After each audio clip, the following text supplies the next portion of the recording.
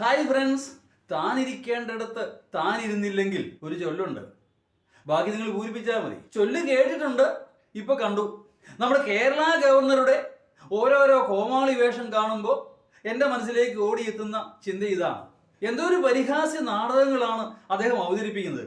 വഴിയിൽ കുത്തിയിരിക്കുക, ഡിവൈഎഫ്ഐക്കാരും യൂത്ത് കോൺഗ്രസ്സുകാരൊക്കെ ചെയ്യുന്ന പോലെ അദ്ദേഹം ആർക്കെതിരെയാ സമരം ചെയ്യുന്നത് എനിക്കറിഞ്ഞുകൂടാ. ഒന്നാമതായി തന്നെ തന്റെ ഭരണഘടനാപരമായ ചുമതല നിർവഹിക്കുക എന്നുള്ളതല്ലാതെ കേരളത്തിന്റെ പൊതുക്കാര്യങ്ങളിലോ രാഷ്ട്രീയ കാര്യങ്ങളിലോ ഇടപെടാൻ ധാർമ്മികമായോ ഭരണഘടനാപരമായോ ഗവർണർക്ക് യാതൊരു അവകാശവും അധികാരവും ഇല്ല തന്നെ. അദ്ദേഹം ഒന്ന് മനസ്സിലാക്കണം.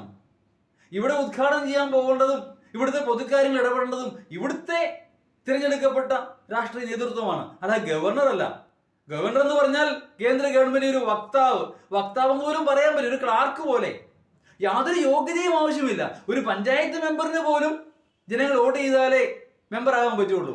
ഗവർണർക്ക് അങ്ങനെ യാതൊരു ക്വാളിഫിക്കേഷനും ഇല്ല. ആരെ വേണം നിയമിക്കാം, കേന്ദ്ര ഗവൺമെന്റ് വിശ്വസ്തനായിരുന്നാൽ മാത്രം മതി. ആ വിശ്വസ്തത 100% 101% അദ്ദേഹം പൂർത്തിയാക്കുകയാണ്. അത്രേ ഉള്ളൂ. ഈ ഗവർണറുടെ തൊപ്പിയും കുപ്പായൊക്കെ അഴിച്ചു വെച്ച് കഴിഞ്ഞാൽ ആരിഫ് മുഹമ്മദ് ഖാൻ എന്ന UP-കാരൻ ഒരു കാര്യം മനസ്സിലാക്കണം: BJPക്ക് വേണ്ടിയാണ് അദ്ദേഹം ഈ പണി ചെയ്യുന്നത്.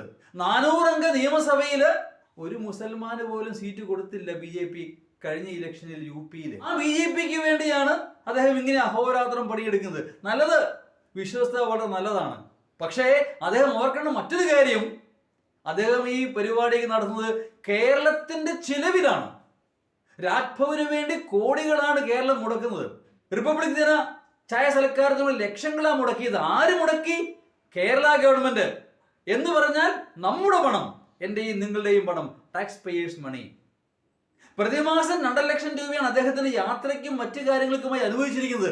അത് 5 ലക്ഷം ആക്കണമെന്ന് പറഞ്ഞ് അദ്ദേഹം തന്നെ ഗവൺമെന്റിനോട് ആവശ്യപ്പെട്ടിരിക്കുകയാണ്. അങ്ങനെ കേരളത്തിന്റെ ചെലവിൽ കൊണ്ടുറങ്ങി സുഖമായി കഴിയുന്ന ആരിഫ് മുഹമ്മദ് ഖാൻ കേരളത്തിന് പാര വെക്കുന്നത് ഒരിക്കലും മനസാക്ഷി ചേർന്നതാണെന്ന് ഞാൻ കരുതുന്നില്ല.